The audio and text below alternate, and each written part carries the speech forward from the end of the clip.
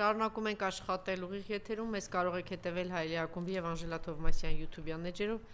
Իմ հյուրն է Հայկ Նահապետյանը, բարև ձեզ պարոն Նահապետյան, շնորհակալ եմ հրավերն ընդունելու համար եւ այսպես որոշում կայացրեց եւ հասավ նրան, որ սրբազանները այսօր ԱԱԾ-ում են։ Պարզ է նպատակը մեկն է։ Հայ առաքելական եկեղեցին, Մայրաթորը, վերջին սյուները, ըստ էության շատ փոխկապակցված է այդ ամեն ինչը իրար հետ, Սամվել Կարապետյանի ձերբակալություն, սրբազանների ձերբակալություն եւ ողջ հանրության առաջ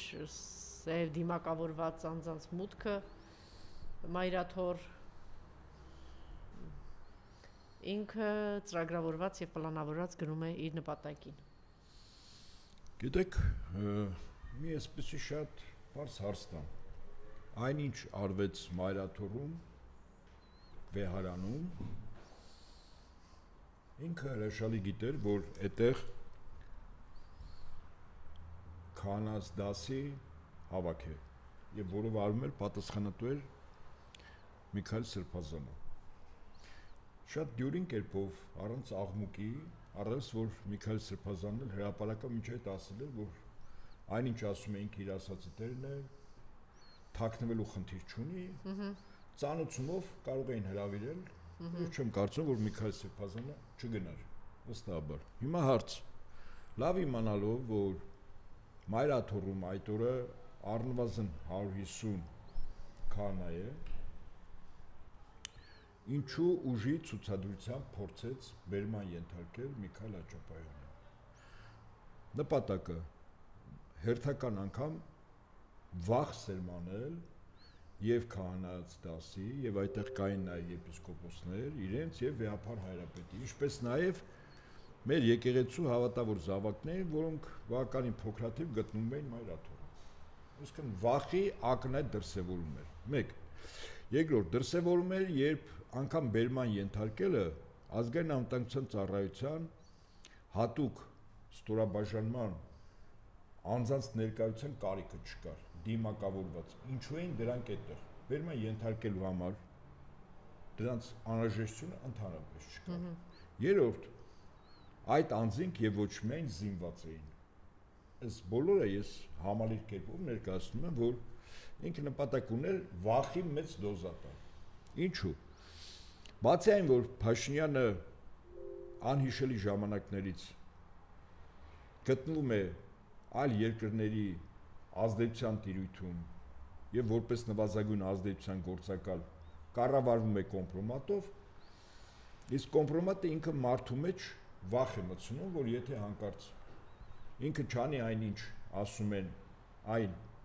կառույցները, որոնց մոտ կա այդ կոմպրոմատը, ապա ինքը լրջագույն խնդիրներ կունենա, այսինքն վախով են կառավարում։ Հաշվառնելով, որ այդ անձը ինքը բավականին վախկոտ է մարդկային բնութագրով, եւ իրեն կառավարում են վախով, այդ նույն վախը որպես գործիք ինքը օգտագործում է իր բոլոր քայլերում։ Այսինքն իր առաջին մոտիվացիան շարժիչը վախն է։ Վախ ներարկել մարդկանց մեջ։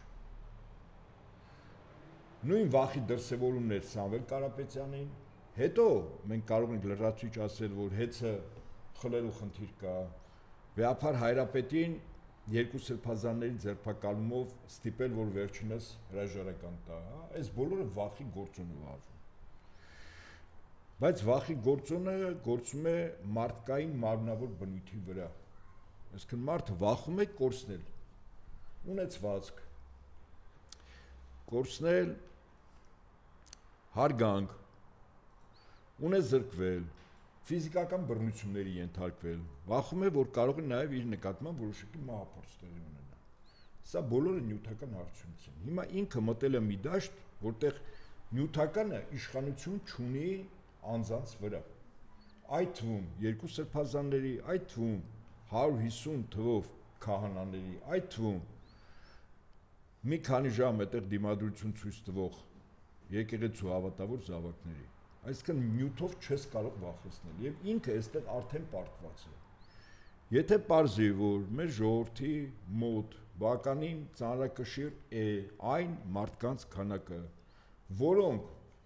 վախի գործադրմամբ չեն ընկրկելու իրենց հավատը, իրենց սկզբունքները,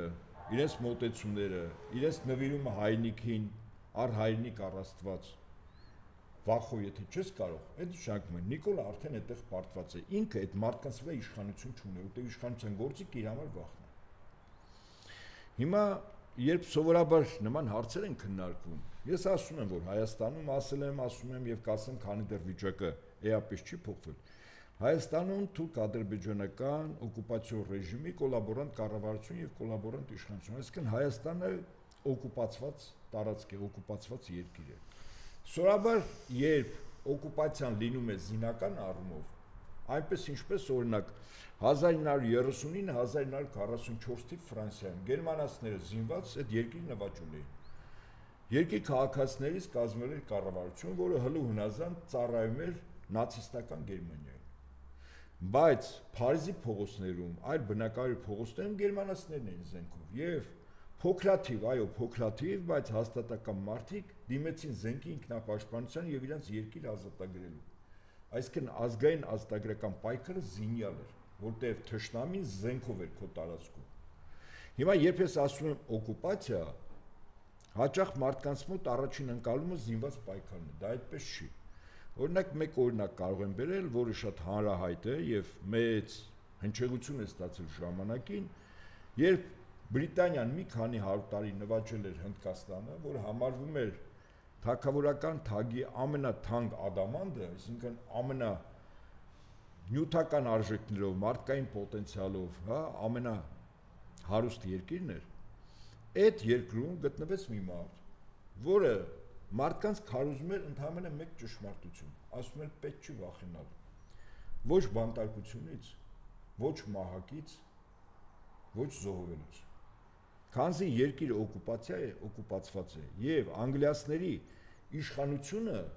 վախի վրա է հիմնված։ Եթե դու չես վախում ոչ բանտ նստելուց, ոչ մահակով ծեծվելուց, ոչ էլ մեռնելուց, ապա անգլիացիները արդեն քո վրա իշխանություն չունեն։ Եվ խոսքը Մահատմա Գանդիի մասին է, եւ ինքը իր քարոզները իր արյունակիցների, իր հավատակիցների մոտ անում էր, որպեսզի մարդկանց մեջից վախը դուրս գա։ Ավելին մի ձևակերպում էր տվել, որը իսկապես այդ մարդու խորքերը էլի կարելի է հասկանալ ներքին կամային ուժը։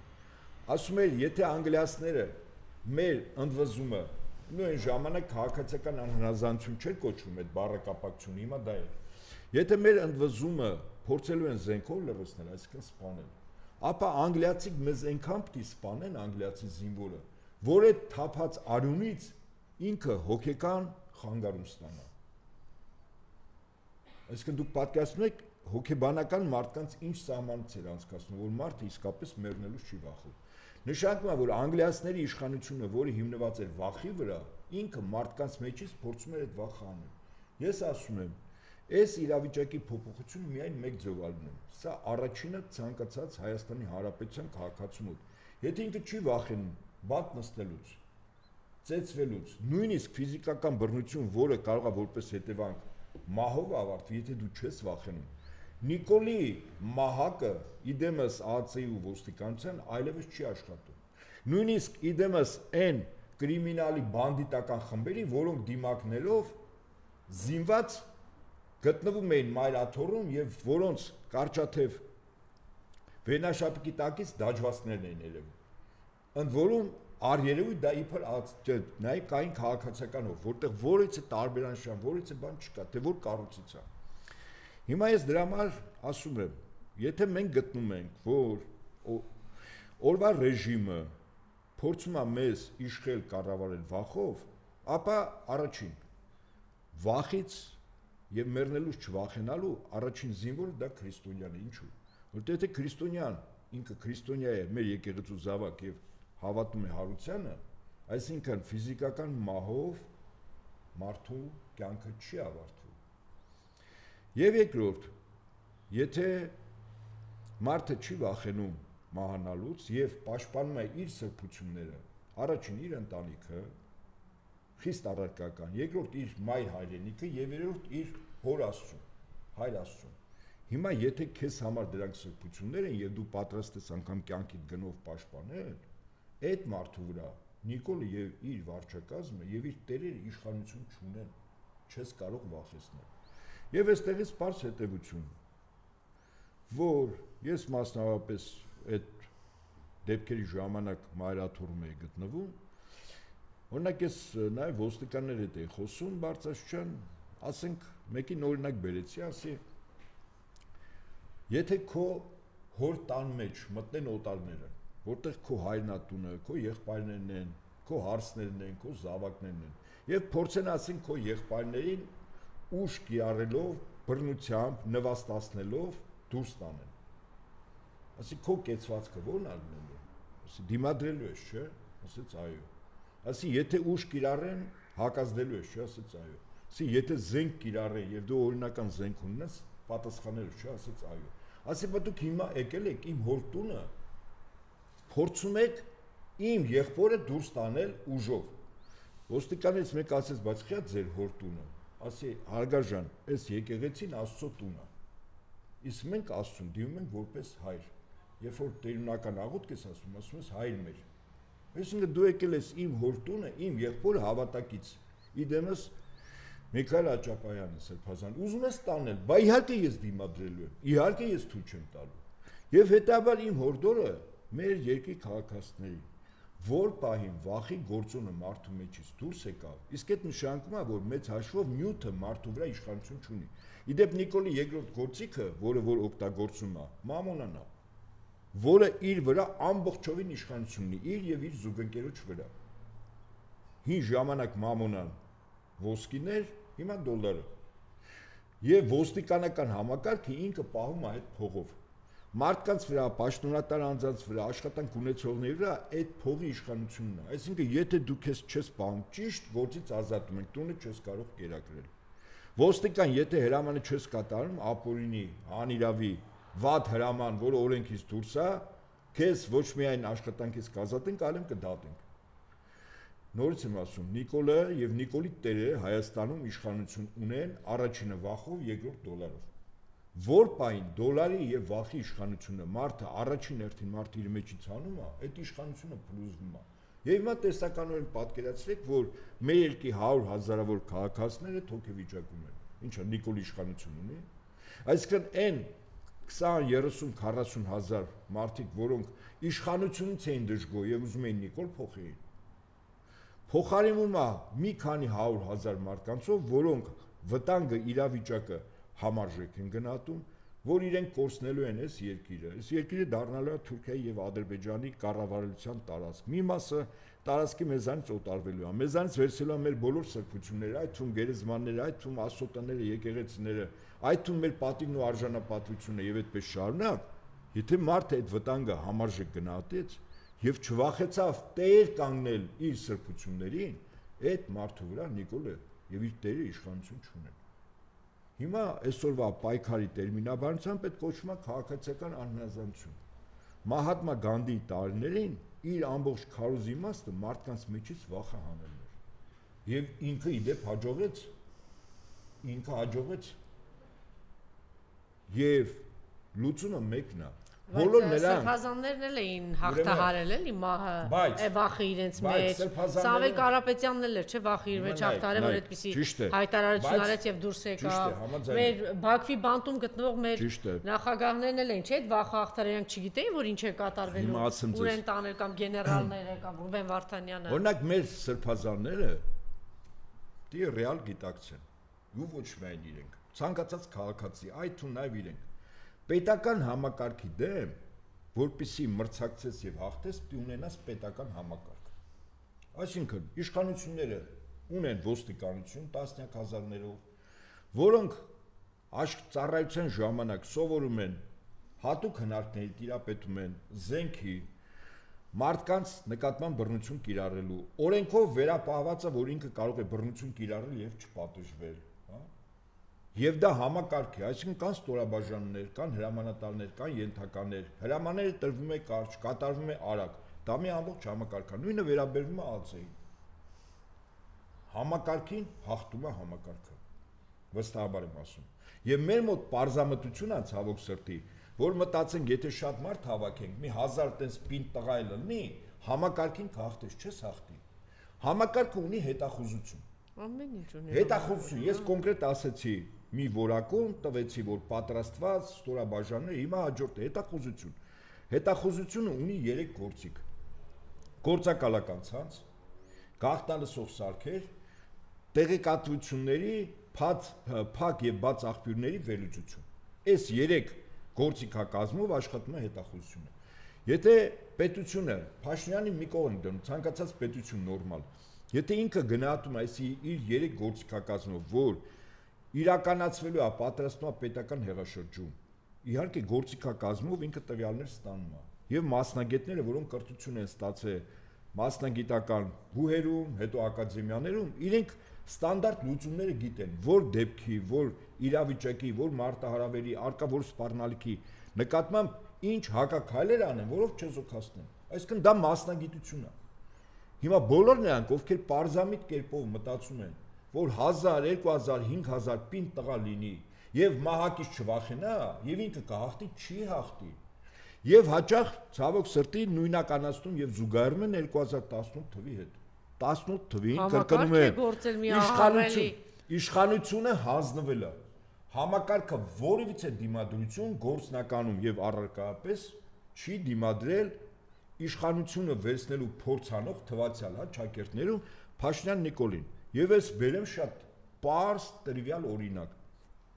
2018-ի ապրիլի 13-ին Փաշինյանը մի քանի տասնյակ անձանց հետ միասին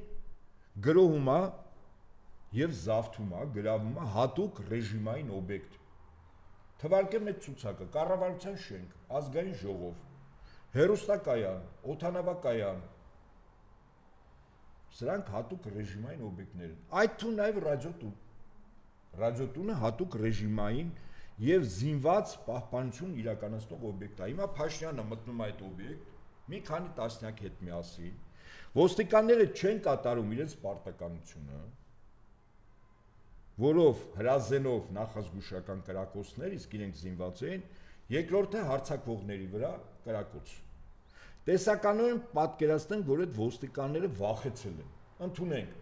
բայց վստահաբար, երբ որ իրենք եթեր են փորձում մտնել, այդ աղմուկը շատ արագ եւ այդ վախեցած ոստիկանների զանգով եւ ընդհանուր իրավիճակ այդ տեղեկատվություն փոխանցելով շատ արագ այդ մի քանի ոստիկանին փոխարիներին գալու մի քանի 100 ոստիկան զինված, որոնք պիտի գնային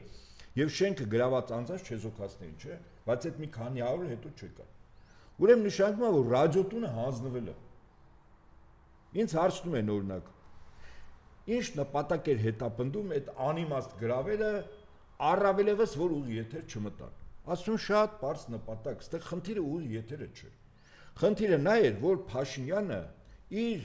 կողքի կանգնած մարդկանց, որոնք վախենում էին իրաց նկատմամբ բռնությունից, բանտ նստելուց, միգուցե նաև ռեժիմային օբյեկտ գրավելու ժամանակ կրակոցներից մահանալուց, իրենց ցույց տա, որ որևիցե մեկը, որևիցե խնդիր չի ունենալու։ Ինչու՞։ Որտեվ ապրիլ 13-ին նվազագույնը ինչ պիտի արվեր Փաշինյանի հետ օրենքով, պատգամավորական անձեռնմխելիությունից զրկվում էր ազգային ժողովի արտահերթ նիստում եւ ձերբակալվում էր վերջինս։ Չարվեց։ Սա նշանակում է, որ Փաշինյանը իր կողքի մի քանի տասնյակ ակտիվիստներին ի ցույց դրեց, որ որևիցե մեկ իր նկատմամբ եւ իր համախոհների նկատմամբ իրավունքի տեսանկյունից որևիցե բռնություն վերման ենթարկել չի անի։ Այստեղից շատ բարձ հետեւություն։ Ես հրապարակավ ապրիլ 14-ին Սպուտնիկ Արմենիայում ունեի հաղորդում հեղինակային, ասել եմ իշխանությունը ապրիլ 14-ին դեռևս դա մայիսի 8-ը չէր։ Իշխանությունը հանձնվում է Փաշինյան Նիկոլին, ինձ համար ակնհայտ էր։ Եթե դու Փաշինյան Նիկոլին ապրիլ 13-ի երեկոյան պատգամավորական անձեռնմխելիությունից չես զրկում եւ չես ձերբակալում, ակնհայտ է, չէ՞ որ իշխանությունն է հանձնում։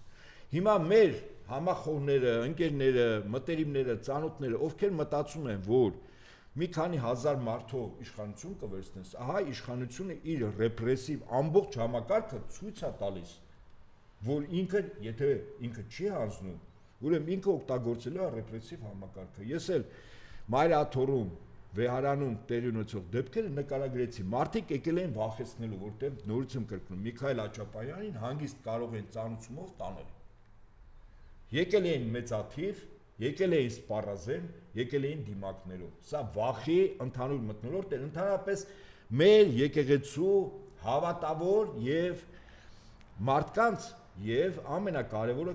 հոգևորականների վրա վախի մթնոլորտը իրենք փորձում են հոգևորականների, որ դրանից հետո որևիցե մեկ այդ ու նաև Վեհապար Հայրապետը որից է ձևով կեցված չդրսևոր, այդ կապիկության իմաստը դա էր։ Բայց քանի որ եղավ դիմադրություն, նրանք ովքեր Փաշինյանին խորհուրդներ են տալիս, իրենք հաշվեցին, իսկ եթե հանկարծ այնուամենայնիվ փորձենք տանել ուժով, ապա այդտեղ որևիցե երաշխիք չկար, որ ոչ միայն շատերի քթից արուն կգար, այլև այդտեղ կարող է ծանր հետևանքներ լինել։ Իսկ սա նշանակում է, որ իրենք ընկրկեցին, որտեղ իրենց խնդիրը ծանր դեպքերը չէր մայրաթոռում եւ ոստիկանների շարքերից եւ քաղաքացիական անձանց եկեղեցու հավատավոր զավակներ։ Իրենց խնդիրը վախն էր, այդ վախը չաշխատեց։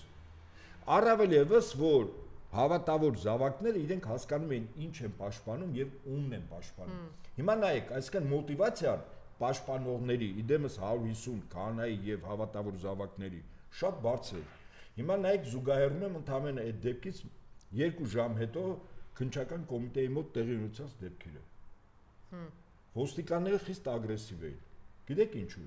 Որտեղ իրենց մոտիվացիան ավելի բարձր էր։ Իրենք եկել էին նվազագույնը պաշտպանելու իրենց ուսադիր կրող ընկերներին, որոնք քննչական կոմիտեում էին նստած։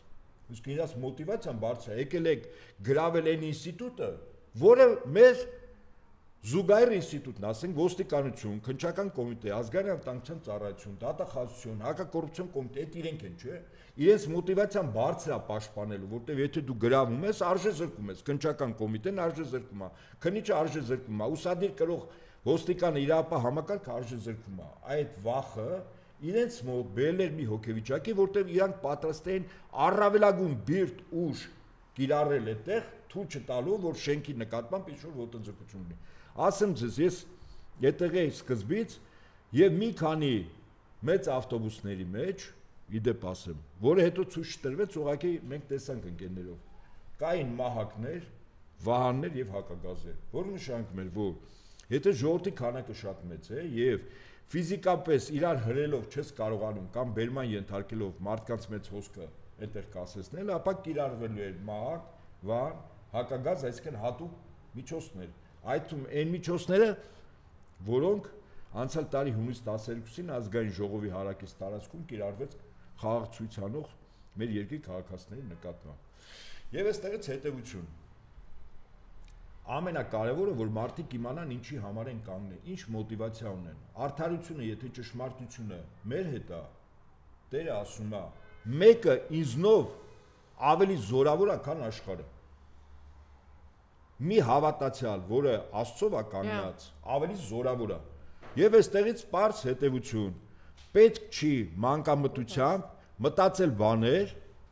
որ պետական կառավարման ուժային համակարգին կարելի է հաղթել։ Դա ամենաթույլ ուժային համակարգը, որ ասենք Հայաստանում է, որ իր հարևանները եթե մրցակցի այդ ուժային համակարգով վստահաբար պարտվելու է, բայց ինքը միշտ ուժեղ է ժողովրդից, որտեղ ժողովուրդը ինքը համակարգ չի։ Սա ինչ վերաբերվում էր մայրաթոռում տեղի ունեցող դեպքերին։ Այո, Սամվել Կարապետյանը հոգեբանորեն ինքը պատրաստ է։ Մեր երկու սրբազանները հոգեբանորեն պատրաստ են։ Մահվան երկյուղ այդ մարդիկ անցել են։ Բայց մարտավարությունը, թե ինչպես է չարիքից ազատվել, կլինի խելամիտ, պետք է լինի այնպիսին, որ կան նախադեպեր, այսինքն նոր հեծանիվ պետք չի հորինել։ Եթե կան նախադեպեր, ինչպես են ազատվում, ես ասում եմ, լավագույն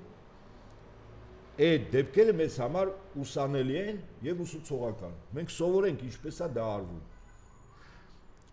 Ամենակարևորը Փաշինյանի, այսպես ասած, կառավարչական բուրգը շատ փխրուն է։ Այդ նույն ոստիկանները, որոնք գումարի համար են, հիմա պատկերացրեք, եթե նույն ոստիկանը իր ապօրինությունների համար հանրային պարսավանքի է ենթարկվում եւ իր ընտանիքի անդամները հարևանների կողմից։ Երեխաները օրինակ այդ ոստիկանի զավակներին ասում են, ախր քո պապան սենց ապօրինություն անում, վատ արար քանում, ճիշտ չի, սիրուն չի, տղա ջան, քո papan մեր papaին է ծեծում փողոցում, մենք էլ առանցին քեզ փողոցում կծեծենք, օրինակ, կանայք հորդորում են այդ նույն ոստիկանների կանանց, այսինքն բարոյական լուրջ ճնշումտիկ իրարվել, այդ բուրգը շատ արագ փլուզող է, բայց հիմա մեր արարքները այնպիսին է, որ դու ոստիկանին ստիպում ես, որ Փաշինյանի կողքը ավելի ամուր կանգնի, կարճի, ասի հանկարծ ես աշխատանքը չկորցնեմ, ես օրինակ տեսել եմ տարբեր ոստիկաններ, Մայր Աթոռի ոստիկաններ հետ խոսել եմ, նրանց հոգեվիճակը Մայր Աթոռում բավականին տկար էր վատ արարք անելու եւ տեսել եմ այն ագրեսիվությունը, որը իրենք այլ ոստիկաններ քննչական կոմիտեի շենքի մոտ էին անում։ Դրանք տարբեր ոստիկաններ էին կամ եթե անգամ նույն ոստիկանն էր տարբեր հոգեվիճակով։ Եվ այն ագրեսիվությունը, որտեղ մարդիկ ընդհանրապես կանգնած էին, ուղղակի հարցում են ինչ ես անում, ասում կանգնած եմ, ասում տարեք։ Մեկ ուրիշին ասում է որտեղ ես ապրում, ասում է այստեղ հասցեն, ասում է գնա դուրս արի տարածքից, դու որտեղ ես ապրում, ասում է քաղաքի ես ինչ մասում, տարեք, ասում է ինչի համար տարեք, սա ինչ է ցույց տալիս, որ իրականում Հայաստանում բռնապետական ռեժիմը, բայց սովորաբար բռնապետական ռեժիմները լինում են ռեժիմներ, որոնց ղեկավարը ինքը իր երկրի շահն է սպասարկում, ունեք Սադամ Հուսեյնի Իրաքում, իր երկրի շահն էր, այո, բռնապետական ռեժիմ էր։ Հայաստանում բռնապետական ռեժիմ չի, բռնապետական ռեժիմը գործիք է, Հայաստանում խունտա է, որտեղ խունտան ունի արտաքին կառավարում։ Հայաստանում խունտա է, եւ այդ խունտայի գլուխը կառավարության շենքում նստած չի, նստած է Ստամբուլում, Անկարայում ավելի ճիշտ եւ Բաքվում։ Իսկ եթե մի քիչ ավելի վերևել բարձրանանք, նստած է առնվազն Լոնդոնում։ Իսկ երեք ցույց տրվեց, որ այդ խունտայի գլուխը նաեւ Փարիզում է։ Մակրոնի հայտարարությունը։ Այսինքն սա նույնն էր, ինչ հունիս 12-ի հայտնի դեպքերի ժամանակ, երբ ոստիկանությունը ոչ համաչափ ուժ կիրառեց եւ հատուկ տեխնիկական միջոցներ, որ իրավունք չուներ, հաջորդ օրը ԱՄՆ դեսպանությունը հայտարարություն տարածեց, եթե ես հակիրճ ձևակերպեմ, ասեց խրախուսում ենք ոստիկանությանը, մեղավոր է ժողովուրդը։ Հիմա ինչ տարբերություն Մակրոնի այդ կեցվածքին, այս վերջին դեպքերին։ Իհարկե ինքը խրախուսում է Փաշինյանին։ Այսինքն իրականում իրենք են Փաշինյանին պահում, որտեղ ինքը Փաշինյանը նրանցն է ստրատեգիական հարցերում Լոնդոնի եւ Փարիզինն է, իսկ մարտավարական առումով Բաքվին է եւ Անկարային, այսինքն այդ երկրների ղեկավարներին է։ Եվ այս իրողությունները հաշվի չառնել նշանակում է առնվազն ինչ անել։ Անդրանիկն էր ճիշտ նկատել, երբ որ Լավրովը ասում է, ինչ հարձակումներ են հայ առաքելական եկեղեցու վրա, Միրզոյանն ասում է դա ամեն ներքին գործն է։ Երբ որ Մակրոնն ասում է բրավո, ինչ լավ եք անում։ Չի ասում, մեր ներքին գործ է, խես։ Հա, չեն ասում, եք ընդհակառակ այդ մի հատ բան տարածում է ստանում, որ տեսեք, ինչ լավ ողջունը, բայց այդ նույն Մակրոնները, նույն մարդիկ են, ովքեր ողջունեցին Արցախի հանձնումը։ Չողջունեցին իրենք են այդ գործի քավորները, կնքահայրերը։ Այո։ Հիմա եկեք Մակրոններին, այստեղ անպայման մեր ժողովուրդը ճիշտ կլինի, որ իմանա, ասեմ ձեզ, մեզ լսողներին, մեր համախոհներին, որ Իսրայել-Իրան 12 օրվա ռազմական բախումը ավարտվեց Իրանի բացարձակ հաղթանակով, իր դաշնակիցների բացարձակ հաղթանակով, որը տարածաշրջանում ուժերի հարաբերակցությունն է փոխել։ Չէ, այդպես միանշանակ չասենք, այն իմ հիմնավորել հետո։ Թե ինչ հարվածներ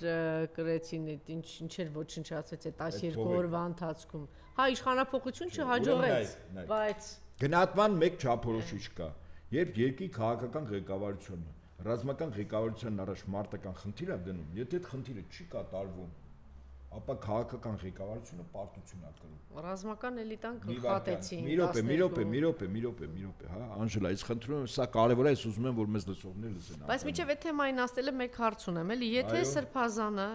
Միքայել Սրբազանի մասին է խոսքը, չգնա, տեսեք հետաքրքիր կերպով, հա, այսպես վերլուծեցիք։ Եթե չգնար եւ չհանձներ, նշանակում ինչ որ գործողությունների էին, չէ՞։ Այո, ուժով տանելու։ Իրենց համար անակնկալ էր, չէ՞, որ այնտեղ հոգեվորականների կողմից, եկեք ընդունենք, որ իրենց համար անակնկալ էր հոգեվորականների կողմից այդ դիմացություն եւ ասենք, որ այդ տեսարանը ես ընթացքում 2-3 անգամ էի շոկային վիճակում եղել, ցանկացած նորմալ մարդ, չեմ ասում միայն հայ, ցանկացած նորմալ մարդ այդ զգացողություն կարծում եմ ուներ, որ տեսավ այդ հարցակում եւ հոգեվորականների դիմադրությունն։ Ես կարծում եմ նաեւ դա էր, ճիշտ նկատեցիք, որ իրենց ինչ որ իմաստով հետ պահեց։ Հիմա եթե իրեն գնային ինչ որ գործողությունների, պարզ է, չէ՞, այնտեղ դա արդյոք ավելի մեծ բան արձագանք չէր ստանա հանրության մոտ եւ ինչ որ բան չէր ձևավորի եւ առաջ չէր վերի։ Իրենք ասենք գնային 5 ժամ հետո, 3 ժամ հետո։ Ես ասեմ, երբ առավոտյան 4-ից 5-ի սահմաններում, եթե սրբազանը մնար մայրաթորում։ Այսինքն այդ ժամն է սովորաբար հատուկ գործողություններ, պատերազմներ սկսում այդ ժամերին, ինչու։ Քնած են այո, այդ մարդը նույնիսկ եթե գիշերը չի քնում, այդ ժամերին էլ ունակ չի, հա, շատերը կարող է եզակիները դիմադրեն, ինչ որ խթանիչներ թեյ բան օգտագործեն, բայց մեծամասամբ քնում են։ Եվ այն ժողովուրդը, որ այդտեղ կար, ասենք, այդ ժողովուրդը մեծամասամբ հետո քաղաքից են եկել, ոչ միացնեց բան։ Լավ, ժողովուրդը կար, բայց այդ հոգեվորականները եթե տեղում լինեին եւ հոգեվորականները պատական չասեցի։ Այսինքն այդ ժամին հիմնականում 4-ի 5-ի կողմերը թող լինեն 20, 30, 50 հոգեվորական ոտքի վրա ենթադրենք պարկած քնած չի անկողնում կամ սենյակում նստած, հա, ենթադրենք։ Գրոհը լինելու էր պրոֆեսիոնալ ձևով, իսկ այդ մարդիկ դրա համար այսինքն առևանգելու էին սրբազանին։ Մտնելու են սենյակ, իմանալու են որտեղ է, որ շենքում է, դուռը կոտրելու էին, այո, մի անգամից։ Եվ դա հաշված րոպեների ընթացքում ասում ես։ Տեսականորեն, եթե իրենք գիտեին, որ շենքում եւ որ սենյակում է, դա մի քանի րոպեվա գործ է, հատուկ նշանակության ստորաբաժան դուռը կոտրում է։ Դե մյուս կողմից բանդիմություն ինչի համար էր, կարող էր հերթապահություն նշանակել, ահազանգ հնչեցնել, աղմուկ անել, այնտեղ հերթապահությամբ ամեն ինչ լուսանկարանվե, այդպես ձայնագրվե։ Այնուամենայնիվ ինչ-որ բաներ, ես չգիտեմ, հիմա ես այսպես բան կերպով ասում եմ, բայց ինչ որ բաներ կա, որ պետք է պլանավորել, արձանագրենք այն իրողությունը։ Դուք ասում եք, որ պետական կառավարման համակարգի դեմ պաշտպանողական համակարգ չսարքվեր։ Մոտապես այդպես։ Ընդդիմությունը լիներ, գիշերը չլիներ։ Դե ճիշտ ասած, ես մտածում եմ 7 տարվա ընթացքում ինչ որ բան պիտի որ լիներ ընդդիմության կողմից արդեն ստեղծված։ Հիմա կյանք ցույց է տալիս, որ չկա, չէ։ Փաստ է։ Սա փաստ է։ Որտե թուրքերը օրինակ ծրագրավորված քանի տարի ստեղծում էին մեր երկրում։ Ներդրումներ, գործակալական ցանց, հետախուզություն, հավաքագրում, դասում պարապել, տանում պարապացնում են, չէ։ Մագունցիական չկանչի։ Այս սրանք, երբ որ 18 թվին հետո այդ մի քանի տասնյակ Փաշինյանի կողքը կանգնած մարդիկ հետո հազարներ դարձան, այդ բոլորը մեկ հրամանով իրան գիտեին, օրինակ կյանքի խոսք աղանդի հազարավոր ադեպտներ։ Ես ինքս չեմ տեսել, բայց Գառնիկ Իսագուլյանը հետաքրքիր փաստ ասում, որտեղ ինքը աշխատում էր Արցախի ներկայացնում, դիմացը մի տուն էր, որտեղ ինքն էր պատմում, ասում է ես տեսել եմ հազարավոր այդ կապի միջոցները։ Իսկ դա ինչ է նշանակում, որ յուրաքանչյուրը գիտեր, կա խումբ, ինքը խմբի ղեկավարն է, կապը մյուս խմբի ղեկավարների հետ հատուկ միջոցներով առնում, եւ դա պատրաստված էր։ Յուրաքանչյուր խումբ իր անելիքը գիտեր։ Այսինքն պետական համակարգին համակարգ է սարքված։ Եթե այնուամենայնիվ նախորդ իշխանությունները պետական համակարգ կիրառեին, դեռ հարց էր։ Այս նոր սովորած նորաթուղթները, որոնք ասենք մի քանի ամիս Թբիլիսիներում, չգիտեմ, Ռիգաներում եւ այլ երկրներում սովորել են, համարժեք չէր, բայց այնուամենայնիվ իրանք միջոցներ ունեն։ Ես մի օրինակ բերեմ, ուշադրություն դարձրեք, որ նրանք ովքեր որ պատրաստել են այդ հեղաշրջումը, անգամ հաշվել են, որ իշխանությունը եթե չի հանձնում, իսկ իշխանության վրա այդ ճնշումները եղել է։ Իշխանություն հանձնելու, այո, նախորդների մասնախոսքը։ Անգամ իրենք հաշվել են, եթե այդ հերախոսները չի աշխատում, եւ իրենց ջոկատները կամ խմբերը, խումբ ասենք, տարբեր տեղերում պետք է հանձնարարություն ստանան, եւ կապ չկա։ Եվ տրանսպորտային միջոցները խցանումներ է եւ չես կարող ինֆորմացիան A խմբից փոխանցել B խումբ, որը ենթադրենք իրարից գտնվում է 5 կիլոմետրի վրա։ 5 կիլոմետր մարդը, որ քայլի կամ վազի, մոտ 40 րոպեից 1 ժամ է, չէ՞ տևում։ Իսկ գիտեք ինչ կա, շատ հետաքրքիր, դա էլ էին պատրաստել։ Եվ այդ կառույցի ղեկավարը հետո դարձավ նախարար էկոնոմիկայի։ Մենյու AM, որով արագ սնունդի արագ առաքման ծառայություններ։ Հարյուրավոր անձինք հեծանիվների եւ մոպեդների վրա կարող էին շրջանցել եւ խցանումները Եվ հաշված րոպեների ընթացքում իսկ այդ արագությունը թույլ տալիս էր, ասենք մոպեդներին 30-40 կմ/ժ արագություն, իսկ Երևանում ասենք ավել արագությամբ չես էլ վարում մեքենան, հա, այսպես ասեմ։ Եթե կապը կտրվում էր, ապա աշխատում էր իրենց պայստային կապը։ Իդեմս մենյուի այդ բաների, հեծանիվների, մոպեդների եւ մոտոցիկլների։ Իրենք կապավորներ էին։ Իրենք A կետից B կետ, A խմբին B խումբ հրամանը փոխանցելու, եթե այս կապի միջոցները իշխանություն կարող է կապի միջոցները կտրել։ Այսինքն դուք նայեք, հաշվել էին բոլոր դետալները։ Դա նախորդ պատրաստվել էր։ Հիմնական հանձնարարությունները չէին ստացել Հայաստանում, դա դրսում գնացել պարապել էին։ Իսկ դրսում այդ տեղերը կային։ Մի ժամանակ Սերբիայում էր դա, երբ որ առաջին հեղափոխությունը այդ ձևով արեցին։ Հետո աշխարհաբար տեղափոխվեց հետխորհրդային տարածք եւ կենտրոնը մեր տարածաշրջանը դարձավ Թբիլիսի։ Եվ Թբիլիսիում, եթե նայեք, հազարավոր անձինք տարիներ շարունակ գնացել են, անցել են այդ դասընթացները։ Իհարկե դասընթացները այսպես քողարկում էին մարդու իրավունքներ, էկոլոգիական շարժում, բայց նրանք բոլորը գնում էին այս հանձնարարությունները, պարապելը եւ այլն, հա, ինչպես անել։ Օրինակ մի օրինակ բերեմ, ժամանակին երբ մասնագիտորեն նաև ես էի ուսումնասիրում, ասենք ժողովուրդը կանգնած է հարցակումա բանի վրա, ժողովրդի վրա, ասենք մի 50 հոգի կամ մի 30 հոգի ոստիկաններ մահակներով, վահաններով, վազով իրենք ծանր հակած, այդ սպառազեն հարցակում են մարդկանց վրա, որ ցրեն։ Երկու անձը կարող էր այդ 50 հոգուն տապալել, երկու անձ։ Ինչպես, չեք հարցնում, ինչպես երկու անձը։ Ուրեմն այդ վազող ոստիկանները սպառազեն էին, որտեղ ունեին մահակ, հակագազ եւ վահան եւ գլխարկները, հա, երկաթը կամ ծանր։ Երկու հոգի տարբեր շենքի անկյուններում կանգնած, մոտները ասենք ամենը մի քանի կիլո փոքր շարիկ ունենում։ Բռներով ուղղակի շաղեր տալիս այդ վազողների ոտքերի մոտ։ Փոքր շարիկներ կան, չէ՞, երկաթյա, որ մի ժամանակ նույնիսկ տարբեր գործաններում օգտագործում էին։ Այդ շարիկները գցելուց այդ վազող անձնակազմը բոլորը պարկելու էր, վստահաբար եմ ասում։ Երկու անձ։ Այսինքն հիմա ուզում եմ ասել, եթե իշխանությունը իր ռեպրեսիվ ապարատը, որը օրենքով իրավունք ունի վերապահված ուժ կիրառել, իսկ դու իրավունք որպես քաղաքացի չունես անգամ ինքնապաշտպանության, դու արդեն պարտված ես։ Եվ մանկամտությունն է, որ ռեպրեսիվ առաջարկում։ Ես ասացի առաջարկը։ Ուրեմն երբ մարդու մեջ վախը դուրս է գալիս, ցույց է տալիս, որ այս երկրի իշխանությունները քո վրա իշխանություն չունեն։ Փողոց ես դուրս գալիս, ուղղակի կանգնում ես։ Մի միլիոն մարդ։ Փաստացի երկրում ստեղծում է երկիշխանություն, այսինքն մի իշխանություն, որը գործնական ունի։ Հյուրերիցս մեկը շատ ճիշտ նկատեց, որ ասեց մենք հիմա մեր ժողովրդին ենք մեղադրում, ասում ենք իրանք սթափ չեն գնահատում եւ չեն հասկանում իրականում։ Ժողովուրդը չի, ղեկավարները ովքեր որ իրական պատասխանություն են վերցնում։ Չեն հասկանում, թե ինչ դեռ սարսափ է արժևում եւ ինչ է մեզ սպառնում։ Իրենք մեղադրում ենք, բայց իրականում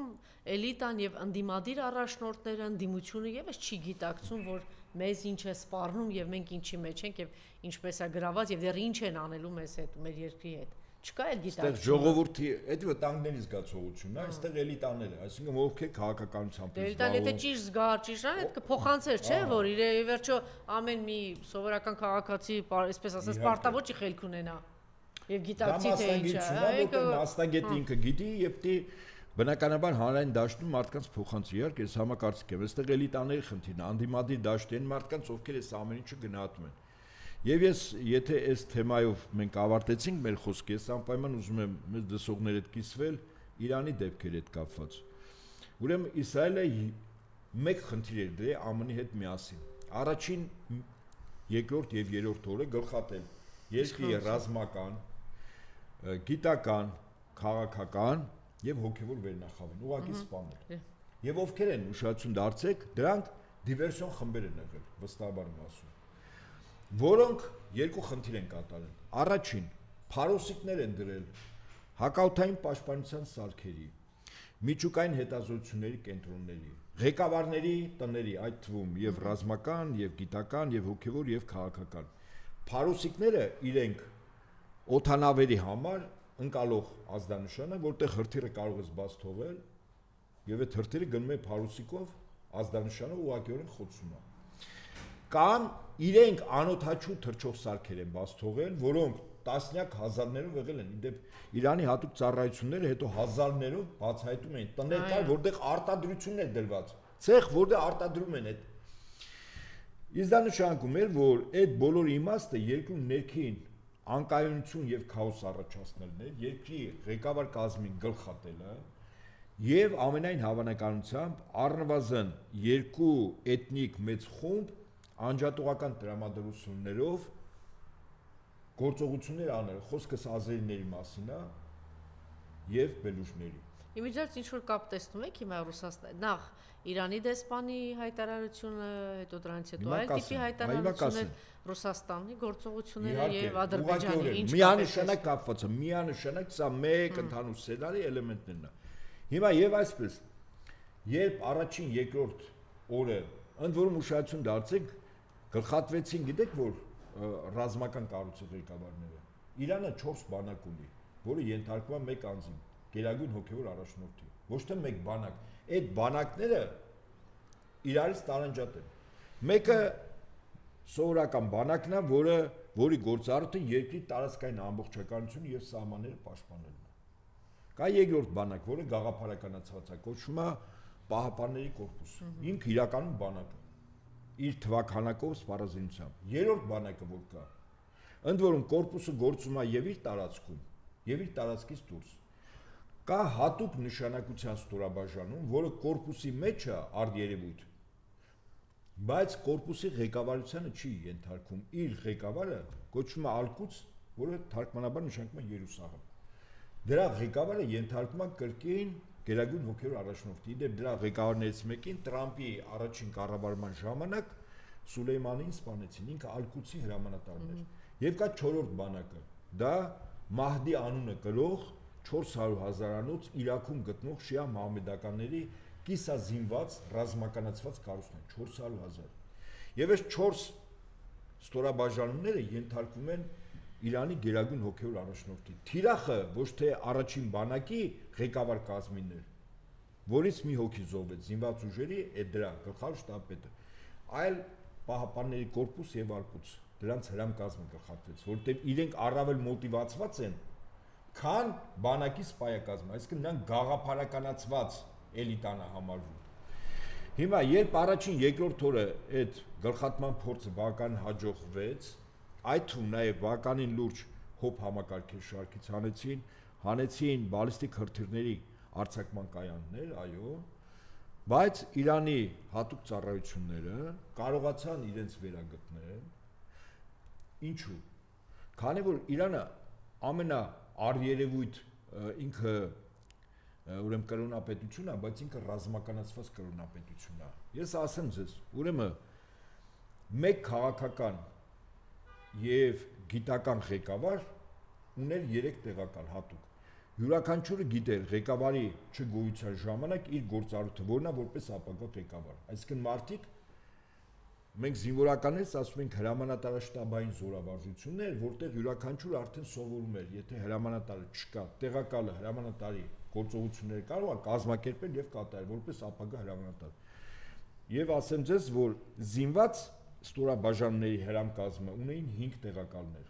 Այսինքն մի անձին ղեկավարի արագ փոխարինում էր 5 հոգի։ Պատկերացեք Իրանը ինչ է հաշվել, որ եթե տեսականորեն հաշվել է, եթե այսինչ ստորաբաժան հրամանատարը սպանվում է, ապա այդ անձին կա փոխարինող համար 1, 2, 3, 4։ Դե այդ հայտարարեցին, բայց դա այդպես էր իրական։ Այո, ես վստահաբար եմ ասում, այո, այդպես է։ Հիմա երրորդ օրը Իրանը վերագտավ իրան։ Մնում էր երկու խնդիր կատարել Իսրայելը, որը եւս չկարողացավ։ Հարվածել բալիստիկ եւ հիպերձայնանալիքության հրթիռների պահոստներին, որը գտնվում էր Իրանում, լեռներում, ապարաշտ լեռներում 80-ից 120 մետր խորության վրա։ Այն հրթիռները, որը հետո ԱՄՆ հակաբունկերային հրթիռներ B2 ռմբակոծչով օգտագործեց, առավելագույն 60 մետր է իջնում։ Երրորդ խնդիրը Իսրայելի ցենտրիֆուգները, որը սովորական ուրանից հարստացման եղանակով ստանում է ռազմական ուրան, պլուտոնիում,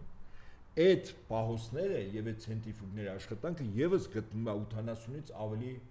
մեծ խորության վրա։ Հետևաբար, այս երկու խնդիրը եւս չլուծվեց։ Այսինքն 3 խնդիր, որտեղ Իսրայելը դրել էր, չկատարվեց։ Այո, մարդկային կորուստներ եղան, շինություններ, կորուստներ եղան, հետազոտական կենտրոններ եղան, վերգետնյա շինություններով, այո, բնակելի տներ, այո, ավերվեցին, բայց այն խնդիրը, որը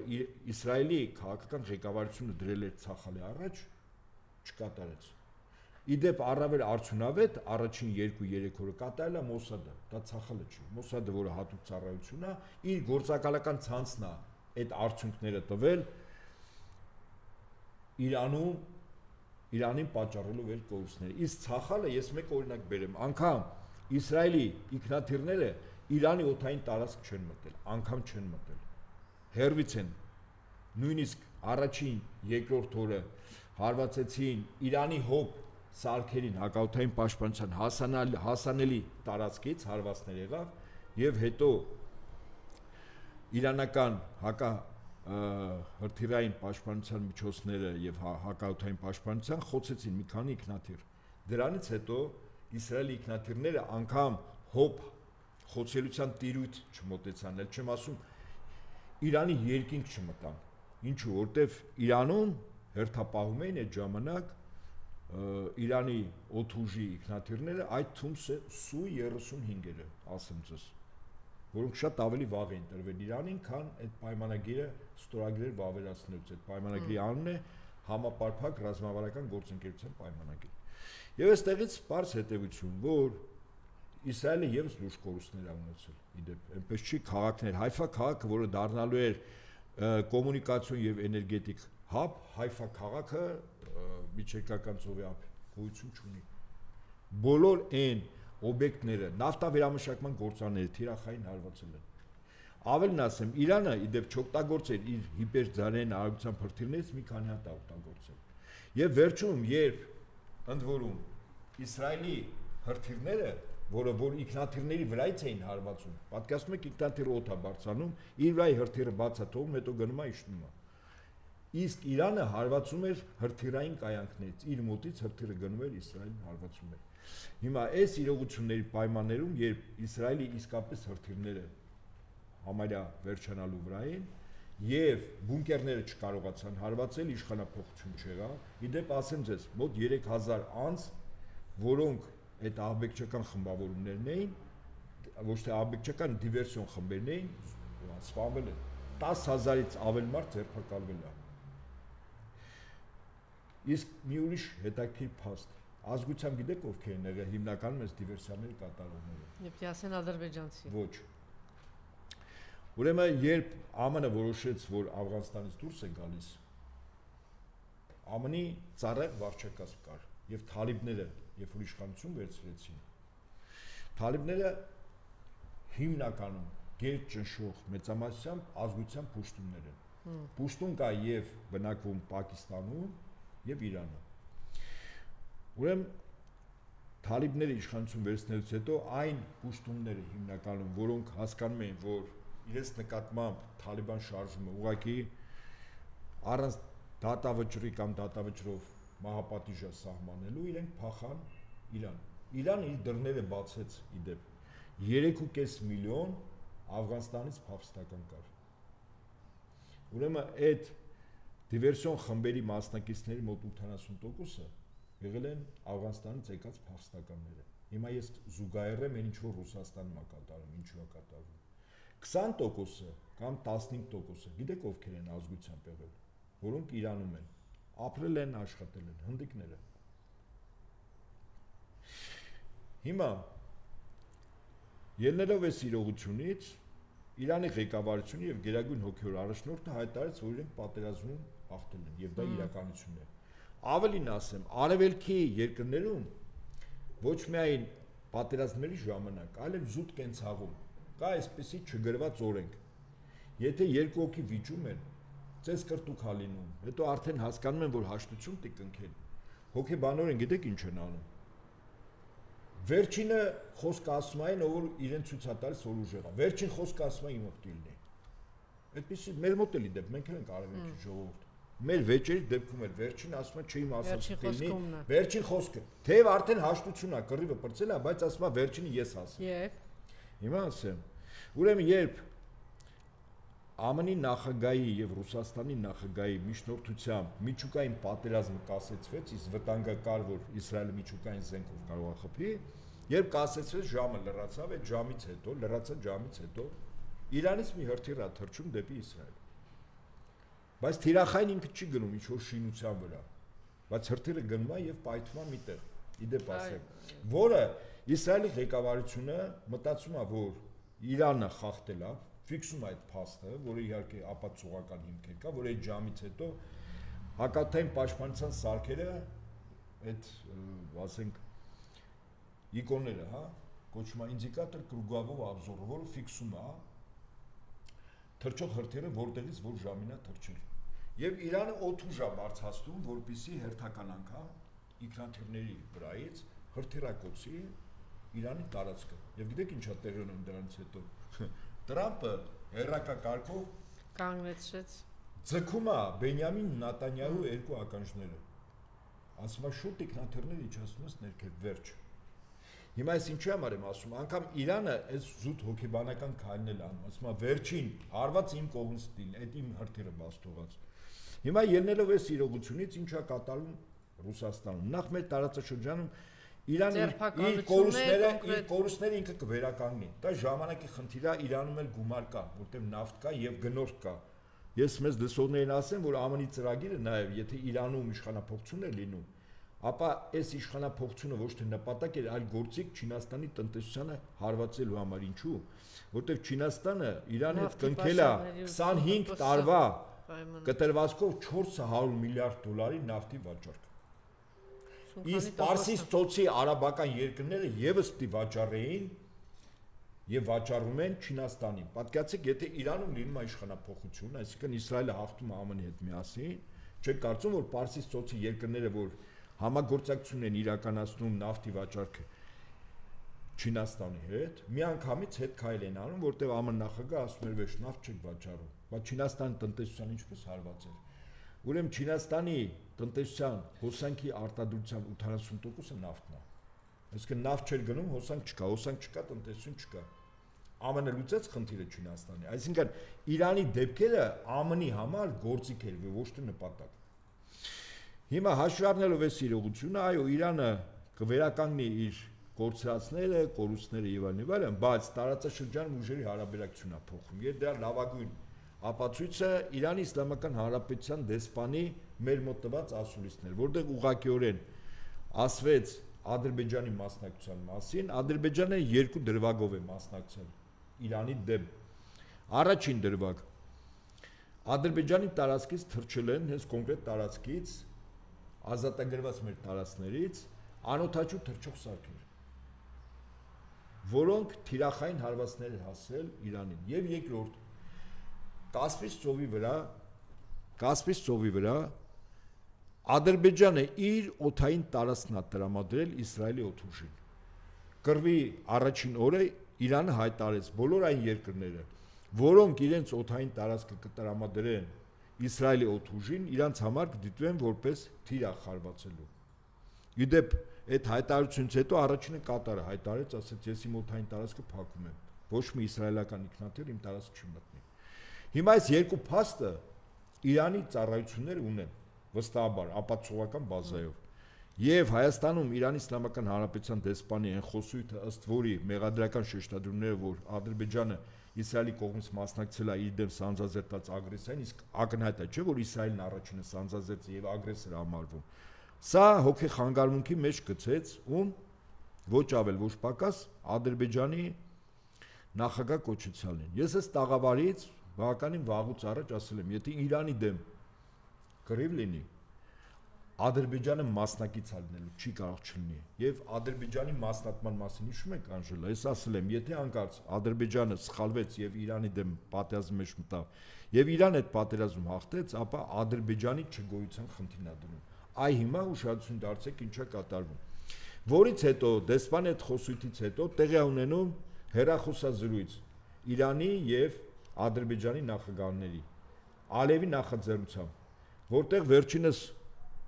արդարացման շեշտադրումներով Իրանի նախագահին ասում է, որ իր երկիրը չի օգտագործվել Իրանի դեմ Իսրայելի կողմից ռազմական գործողություններին, երկինքը տալով եւ անօթաչունով, եւ երկրորդ իրենք բարեկամական հարևան երկիր են եւ եղբայր են ազգակից։ Այս անգամ պարզեց Ալիևը ինքը իրեն ազերի է ճանաչում, մինչև թուրք է ճանաչում։ Հիմա ազերի ասում է դուք մեր եղբայրներն եք։ Իհարկե, այս խոսակցությունը որևիցե արժեք չունի Իրանի ռազմաքաղաքական եւ հոգեվոր ղեկավարության համար։ Իրանը հրաշալի գիտի, որ Ադրբեջանը որպես գործիք օգտագործվել է։ Ավելին ասեմ, ցույցեր ա եղել այդ բախումների օրերին եւ ամենամեծ ցույցերը կազմակերպել են ազերիներով բնակեցված տարածքներում եւ Իրանը հրաշալի դա գիտի։ Եվ այդտեղ են հիմնական ձերբակալությունները եւ գանք Ռուսաստան։ Այ հիմա Ռուսաստանում ինչա տեղի ունենում։ Ինչու միգրանտների նկատմամբ, այսօր ադրբեջանցիներ, բայց ես վստահաբար ասեմ, բոլոր միգրանտների նկատմամբ, բոլոր անխտիր լինելու է անձնագրային ռեժիմի, փաստաթղթերի, աշխատանքի եւ բնակվելու իրավունքի ստուգումներ։ Նրանք ովքեր որ իրավական առումով այդ ամեն ինչ ունեն, իրանց զորակոչելու են, եթե իրենց տարիքը եւ առողջությունը թույլ տալիս է, մասնակցելու որպես Ռուսաստանի քաղաքացի, հա, այդ գործողություններին։ Ինչու է Ռուսաստանը խստացրել եւ առաջինը կոնկրետ Ադրբեջանի նկատմամբ, որտեղ Ադրբեջանը հաշվի առնելով ադրբեջանական ֆինանսական լրջագույն բուրգերի ներկայությունը, իդեմս Նիսանովի եւ Ալևի մյուս խնամու անունը ոնց էր, որ հետո զավակները ամուսնալուծվել են։ Աղալարովի, այո, ճիշտ եք։ Հաշվի առնելով իրենց ազդեցությունը Ռուսաստանի տարբեր քաղաքներում ուրեմն կային հանցագործ կազմակերպված հանցագործ խմբեր։ Եվ այդ խմբերը Ռուսաստանի համար բավականին խնդրահարույց են։ Առաջինը դրա համար է ադրբեջանցիների նկատմամբ սկսել, բայց ես ինչու եմ ասում, որ բոլոր այդ թվում նաև հայերի նկատմամբ լինելու, ստեղ ազգային պատկանելություն որից դերակատարում չունի, որտեղ Ռուսաստանը հրաշալի տեսավ, ինչ կատարվեց Իրանի հետ առաջին 2 օրը։ Ովքեր էին դիվերսիոն գործողություններ անողները, նրանք ովքեր որ այլ երկրներից եկել են, այսինքն միգրանտները։ Ահա թե ինչու հիմա Ռուսաստանը առավելագույնս խստացնելու է բոլոր ազգության ներկայացուցիչների, միգրանտների նկատմամբ հսկողությունը, որտեղ դրանց մի մասը պոտենցիալ դիվերսիոն խմբեր։ Այս լարվածությունը միջև ուր կգնա Ադրբեջանն եւ Ռուսաստանը։ Եվ հիմա Ադրբեջանը կեցված կա դրսևորում։ Ձերբակալել է եւ կողքում մեղադրել է հատուկ ծառայությունների համագործակցության մեջ։ Ադրբեջանը չի համակերպվում այդ իրողությանը։ Գիտեք ուր կգնա։ Ռուսաստանում ավելի է խստացվել ուսա։ Իր քաղաքացիները իսկ կան հիմա Ռուսաստանի քաղաքացիներ, որտեվ Զախարովան ասեց նույնիսկ մենք կապ չունենք այդ մարդկանց հետ, ուզում ենք զանգանք, իսկ դրանք առևանգվել են պետական իրապահ համակարգի կողմից։ Այս սրացումները ես սկզբունքորեն ես չեմ բացառում, որ դիվանագիտական դեմարշեր կարող է լինել, արտգործնախարարություն, նոտաների հանձնում լինել։ Եթե դա էլ Ադրբեջանի փոքրիկ սուլթանիկին խելքի չբերեց, ես կարծում եմ, որ Ռուսաստանը իր լծակները ոչ միայն օգտագործելու է իր երկրում ադրբեջանական լրջագույն կշիռ ունեցող անձանց նկատմամբ ֆինանսական, կառավարչական եւ այլն, այլև կոնկրետ Ադրբեջանի նկատմամբ։ Ինչու է հիմա անում։ Ինչու է այս բանը, ինչա։ Դուք ինձ կարող եք հարցնել, ինչ է այս ամեն ինչը Ռուսաստանի ղեկավարությունը չէր տեսնում։ Իհարկե տեսնում էր, գիտեր, բայց ինչու է հիմա անում։ Որովհետեւ Ռուսաստանը Չինաստանն հետ միասին իր հարավային ուղղությամբ տարածքում հաղթանակ տոնեցին։ Այս հաղթանակը միայն Իրանինը չի, սա Ռուսաստանի եւ Չինաստանի հաղթանակն է։ Ռուսաստանի հատուկ ռազմական գործողությունն Ուկրաինայում փայլուն կերպով մոտենում է իր վերջաբանին։ Եվ Տրամպը, ինչպես ասում են, Ուկրաինան իր վրա բանցիկը կապելու է, տալու է ռուսներին։ Ռուսներն են որոշելու ինչքանն է իրանցը։ Իսկ այսօր ռազմական տեսանկյունից Դնեպրի ամբողջ ցախապը Օդեսա, Նիկոլաև եւ Կիև։ Ես չեմ բացառում, որ այս ամբողջ տարածքը տարբեր բուֆերային գոտի անվան ամբողջովին վերցվելու է։ Եվ հիմա Ռուսաստանը արդեն վստահ է ինքը խնդիր չունի Ուկրաինայից իր դեմ։ Եվրոպան բոմժի կարգավիճակով անտերության մատնված է ԱՄՆ-ի կողմից, ասեմ ձեզ։ Իսկ նշանակում է, որ Ռուսաստանը իր քայլերի մեջ ավելի է կոշտանալու եւ վաղ թե ուշ այդ կոշտությունը, եթե ստեղ ինչ-որ բան չփոխվեց, Ուկրաինայում հայտնի դեպքերը կասեցնելուց հետո Ռուսաստանը երբեք չի մոռանա որտեվ հիշողության կորուստ չունի երբեք։ Ռուսները ինչ որ մի բան կարող է պարտություն կրեն, բայց հետո վստահաբար եմ ասում, իրենց ունեցածի հետևից լինի տարածք, լինի գումար։ Այդ ասում են վաղ էր Աղվանստանը ուրիշ բան ասեց եւ փլուզված սովետական միությունը ուրիշ բան ասեց։ Ես օրինակ կարող եմ բերել ձեր ասացին հակափաստարկ 1918-20 թվականներին։ Այդպես ասում է Պուտինին բերում են նաեւ այդ օրինակներ ասում։ 18-20 թվականներին Ռուսաստանը առաջին համաշխարհային պատերազմում կորուստներ ունեցավ, երկրորդ համաշխարհային պատերազմում այդ կորուստները տասնապատկեց հետ բերելով։ Ես կարծում եմ, որ նույնը հիմա է լինելու։ Շատ լավ, եւ խնդրեմ երկու նախադասությամբ, հա, անդրադառնալ կդառնա այդպես ասում էր Ժրան Բագրատյանը, որ Սամվել Կարապետյանը Իվանիշվիլի օրինակով կգնա։ Իվանիշվիլին պատանդ չէր։ Ճիշտ է։ Իվանիշվիլին ձերբակալ էր։ Բայց նա պատանդ չէր։ Հա։ Ես կարծում եմ, որ այս անձը Սամվել Կարապետյանը որպես պատանդ է պահում։ Գիտեք, եւ վերջում խոսքի վերջում ասեմ այսպես. եթե մի արարք դարվի անձի կողմից, որտեղ այդ արարքի ժամանակ դու կարող ես կորուստներ ունենաս, այդ թվում նաեւ կյանքի։ Բայց այդ գիտակցելով հանդերձ այդ արարքը անում ես, դա ի՞նչ է կոչվում։ Քաջություն, արիություն։ Արարքը խենթություն է գնահատվում, արարքը խենթ արարք է, էլի, բայց քաջության եւ արիության շնորհիվ, չէ։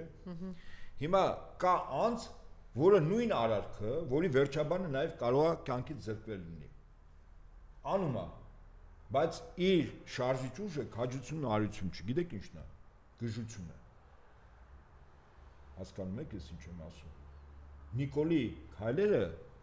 քաջության եւ արիության հենքի վրա չեն։ Նիկոլի քայլերը գժության հենքի վրա են։ Այդ մարդուց սպասեք ամեն ինչ։ Այդքանը։ Շնորհակալություն։